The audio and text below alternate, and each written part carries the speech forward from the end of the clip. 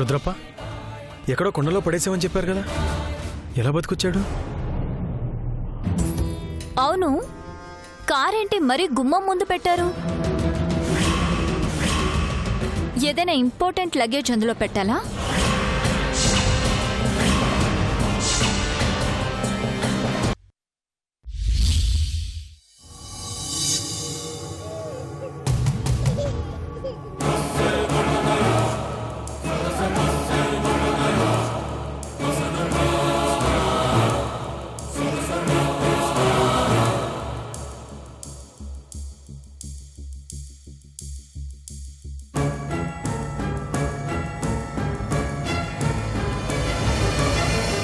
బిడ్డ హస్తరేఖల్లో నీ తమ్ముని నుదిటి గీతల్లో చావు తప్పదని స్పష్టంగా తెలుస్తోంది.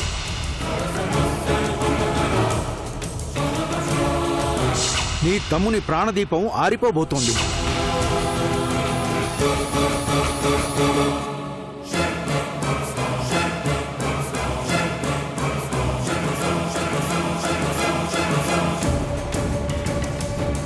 నా చావులోనూ మార్పు లేదు, నీ చావులోనూ మార్పు లేదు. నేను చెప్పిందే జరుగుతుంది. నీ కన్న కొడుకే నీ పాలిట మృత్యువు కావడం తథ్యం.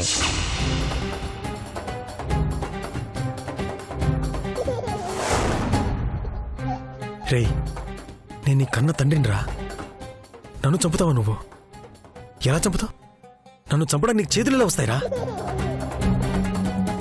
పెద్ద పెద్ద తలకాయల్ని సింగిల్ హ్యాండెడ్గా నేను లేపేస్తే నన్ను నువ్వు లేపేయడానికి వచ్చావరా? కొడుకు పుట్టాడు అనుకున్నాను గాని చావు పుట్టిందనుకోలేదురా. నేను ఇప్పుడు ఏం చెయ్యాలరా? శత్రువులతో పోరాడినప్పుడు ప్రాణాల మీదకి వచ్చినా తెగించి పోరాడినే గాని భయపడి పారిపోలేదురా. కానీ ఇప్పుడేంట్రా ఎంత భయం వేస్తుంది? రేయ్, నిన్ను చూస్తుంటే భయం వేస్తోందిరా. భయం వేస్తుంది నిన్ను చూస్తుంటే. ఏంట్రా ఇది? తమ్మా అక్క, నాకేం అర్థం కావట్లేదక్క. పిచ్చెక్కిపోతుంది. నా కళ్ళ ముందే నా చావును పెట్టుకుని తిరుగుతున్నాను. ఎంత టార్చర్ అక్క ఇది?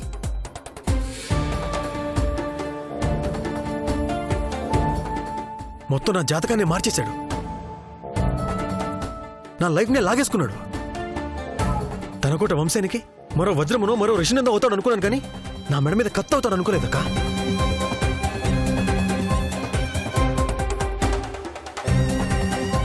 నా అప్ప వారసత్వాన్ని నేను తీసుకున్నట్టు నా వారసత్వాన్ని వీడు తీసుకుంటాడు అనుకున్నాను కానీ నా ప్రాణాలు తీయడానికి పుడతాను అనుకోలేదు.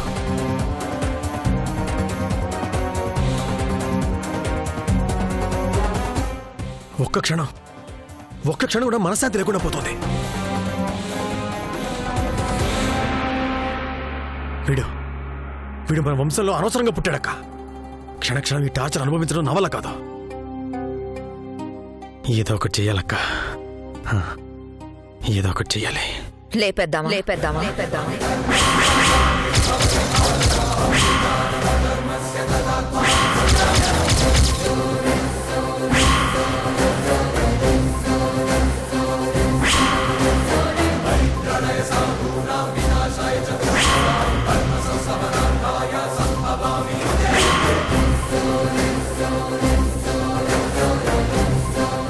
నేను చెప్పింది నువ్వు విన్నది కరెక్టే తమ్మా. ఏం మాట్లాడుతున్నావు అక్క? ఇంతకు మించి వేరే మార్గం లేదు తమ్మా. వీడు మన అప్ప అక్క.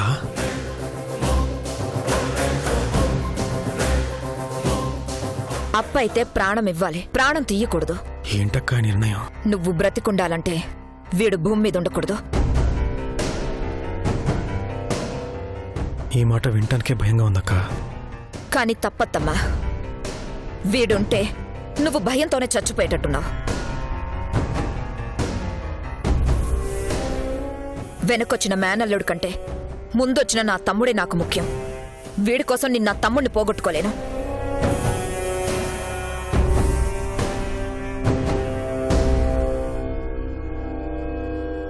ఏం ఆలోచిస్తున్నావు తమ్మా? వీడు కొడుకు మాత్రమే కాదు, తండ్రి కూడా. అప్పను ఒకసారి ఆ శ్వేత చంపింది, రెండోసారి మనం చంపుకుంటావా? అప్ప నిజంగానే పునర్జన్మ ఎత్తినట్టు ఎందుకు అంతలా ఫీల్ అయిపోతావు? అప్ప అప్ప అని మనం అనుకుంటున్నామే గాని నిజంగా వీడు మన అప్ప అయిపోతాడా?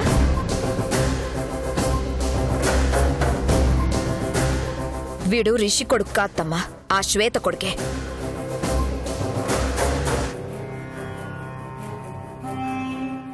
రక్తం మనదే అయినా బుద్ధి దానిదే వచ్చింది.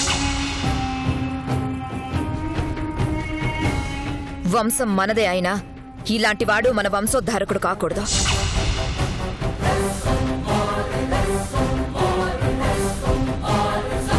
మన దారికి అడ్డొచ్చిన వాళ్లను చంపుకుంటూ వెళ్లడమే మనకు తెలిసిన నీతి ధర్మం.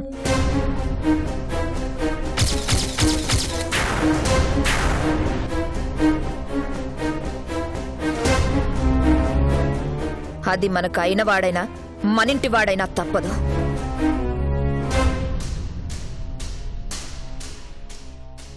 మనకి రక్తం వచ్చినా భరించచ్చు, గాయమైనా భరించచ్చు గాని మనమే పోతామనుకుంటే ఆలోచించకూడదు.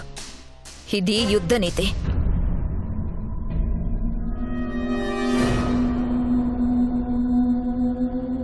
మనం ఒకటనుకున్నాం, ఇక్కడ ఇంకొకటి జరుగుతుంది. నువ్వన్నట్టే బుల్లెట్ చేతికి కాకుండా గుండెకి తగిలితే ఏమై ఉండేది? ఆ బుల్లెట్ మరోసారి గన్ నుంచి బయటికి రాదని నమ్మకమేంటి?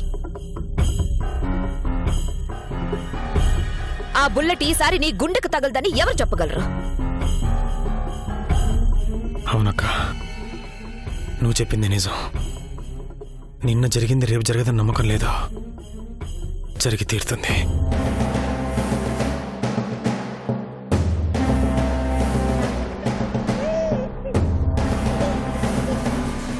వీడు నన్ను చంపడం కంటే ముందు వీడిని నేను అడ్డు తొలగించుకోవాలి. లేదంటే నా చావు నా కళ్ళ ముందే పెరిగి పెద్దదైపోతుంది.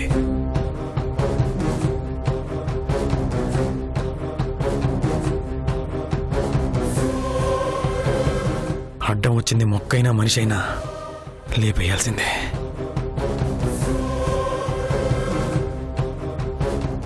రే, నువ్వు నన్ను తొలగిస్తావో నేను నిన్ను అడ్డు తొలగించుకుంటానో చూసుకుందాం. ఈ రాత్రికే నీకు ముహూర్తం రా. శభాష్ తమ్మా. కొన్ని నిర్ణయాలు బాధ కలిగించిన తర్వాత సంతోషాన్నిస్తాయి. రేపు సూర్యోదయం నాటికి వేడుండకూడదు. ఈ రోజు రాత్రికే వేడు చీకటిలో కలిసిపోవాలి.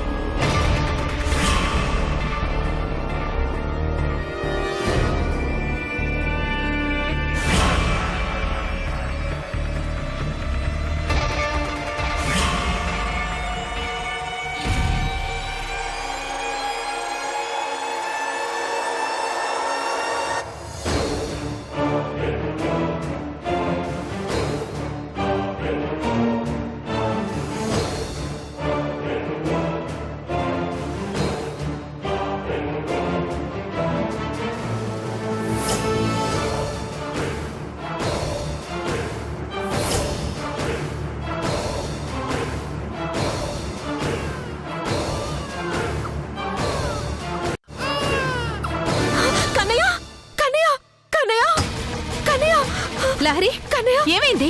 వదిన, కన్నయ్య కన్నయ్య మేడ మీద నుంచి పడిపోయాడు. ఏంటి?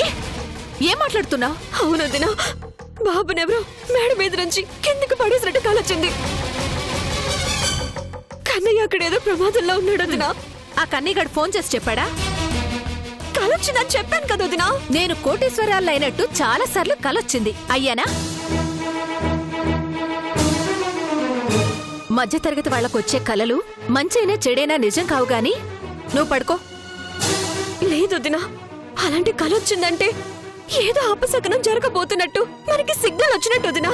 కొత్త నాటకం మొదలు పెట్టవా? నువ్వు నా దగ్గర నాటకాలు ఆడాల్సిన అవసరం లేదు లహరి. నీకు నచ్చినట్టు నువ్వు చేసుకో. నా దగ్గర కిరోసిన్ డబ్బా, అగ్గిపెట్టే రెడీగా ఉన్నాయి. నువ్వంటించినా పర్వాలేదు, నన్ను అంటించుకోమన్నా పర్వాలేదు.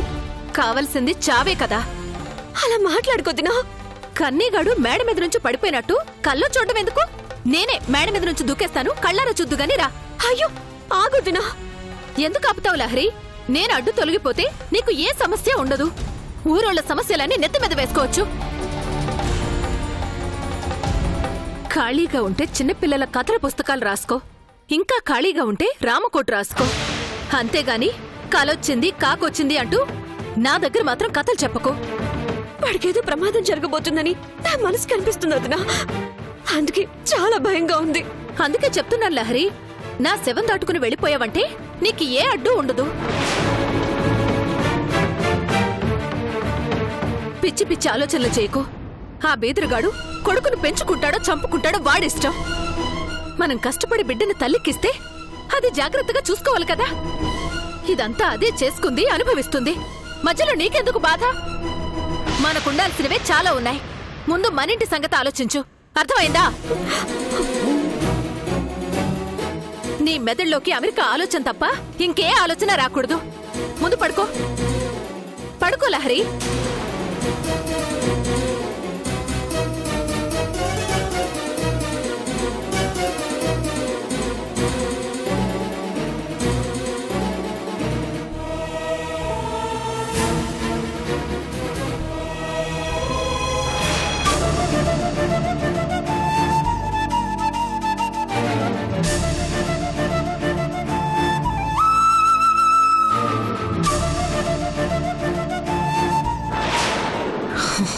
ఎంత చెప్పినా ఈ మట్టి బుర్రలకు అర్థం కాదు.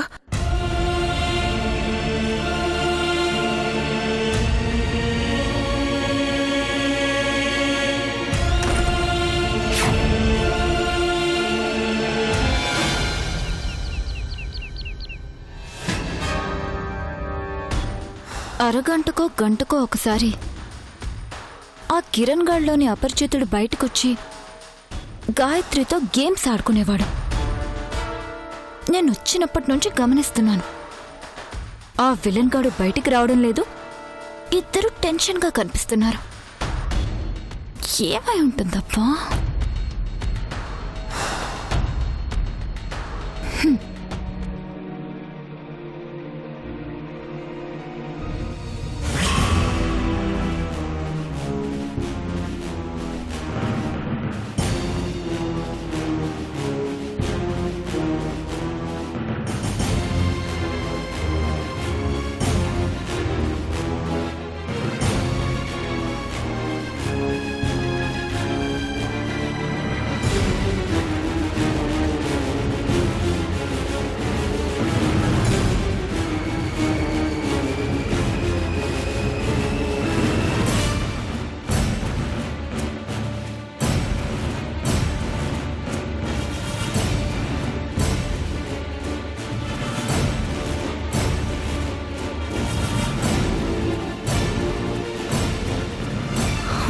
ఏమండి,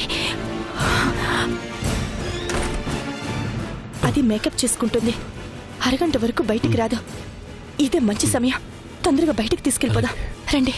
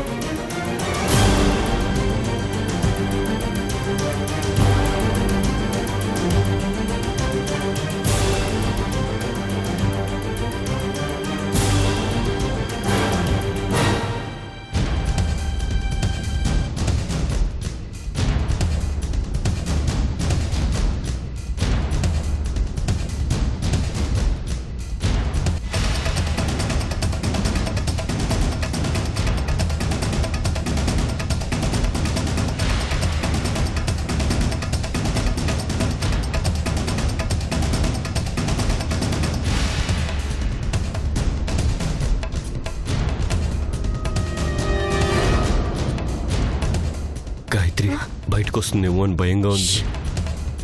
దానికి వినిపిస్తుంది. ఏం మాట్లాడకుండా తొందరగా పదండి.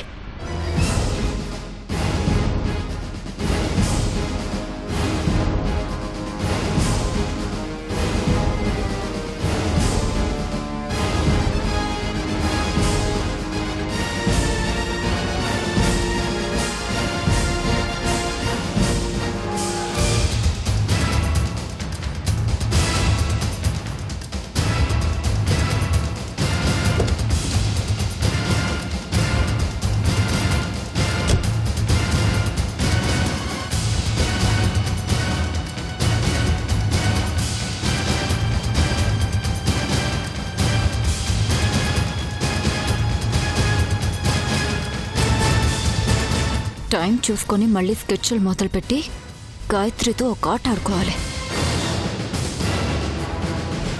అమ్మా,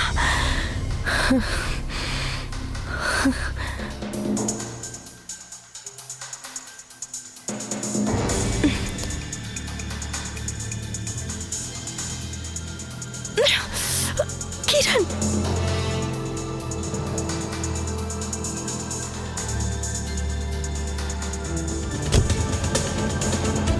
డిక్కీ ఓపెన్ చేయి. శారీ ఇరుక్కుపోయింది.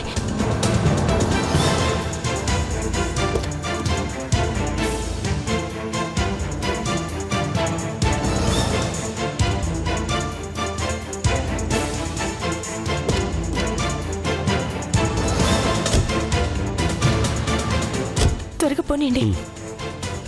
స్టార్ట్ చేయండి.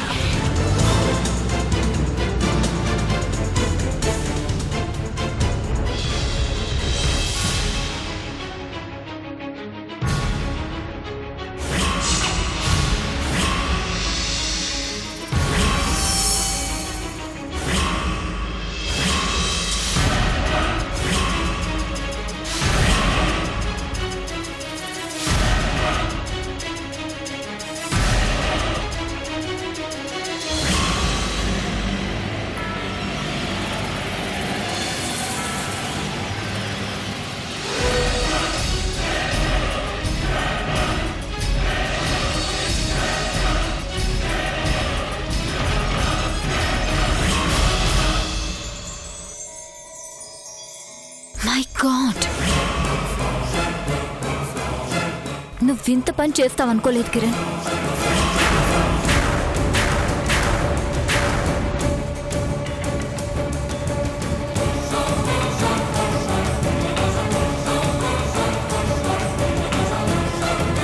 నా రెండు కళ్ళు చూసింది నిజమేనా అని నమ్మలేకపోతున్నాయి.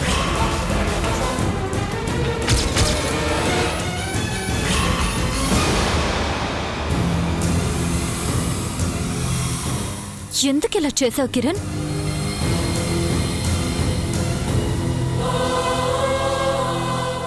నాకు నిన్నటి నుంచే నీ మీద అనుమానంగా ఉంది. ఈరోజు కళ్ళారా చూశాక అనుమానం నిజమైంది.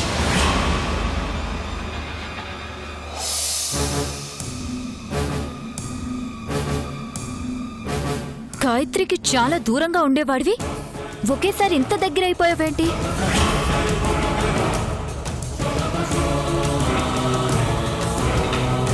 నీతో పాటు కారులో ఇంత క్లోజ్గా తీసుకెళ్తుంటే నాకు చాలా ఆశ్చర్యంగా ఉంది.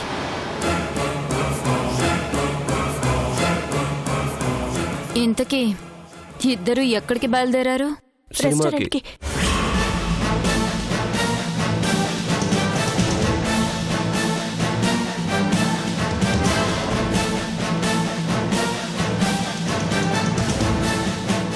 సినిమాకా రెస్టారెంట్కా? ముందు సినిమాకి వెళ్ళి తర్వాత రెస్టారెంట్కి వెళ్తాం. నువ్వేనా కిరణ్? గాయత్రిని గడప దాటనివ్వని వాడివి సినిమాకి రెస్టారెంట్కి తీసుకెళ్తున్నావంటే వింతగా ఉంది. Something is wrong. మీరిద్దరూ చాలా టెన్షన్గా కనిపిస్తున్నారు. ఏంటి విషయం? మాకేం టెన్షన్ లేదు, నువ్వేం ఊహించుకోకు. సర్లే, బయలుదేరండి. పదండి.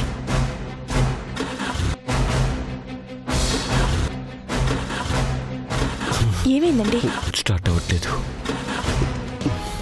దేవుడా గండం నుంచి కట్టెక్కించు తండ్రి ప్లీజ్ స్టార్ట్ చేయండి టెన్షన్ పడకండి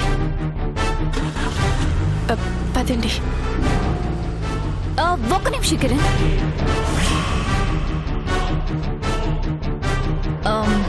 నేను కూడా మీతో వస్తాను.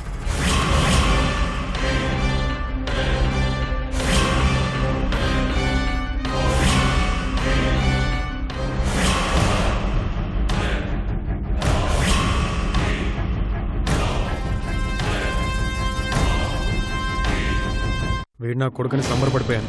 నా తండ్రి మళ్ళీ పుట్టాడని సంతోషపడిపోయాను. కానీ వీడు నాకు ఎముడయ్యాడు. నా పాలిటి పెద్ద గండమయ్యాడు. ఏడకరా కన్నా 4 సుక్కలు నోట్లో పడ్డాయంటే హాయిగా బొజ్జుంటావు.